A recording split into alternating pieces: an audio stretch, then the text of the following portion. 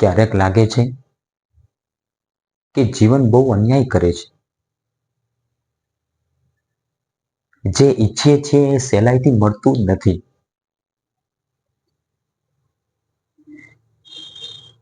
પણ પછી વિચારું છું કે જે નથી મળ્યું એના માટે રડતા રહેવાના બદલે જે મળ્યું છે એમાં ખુશ રહેવું પડતો એક કળા જ છે.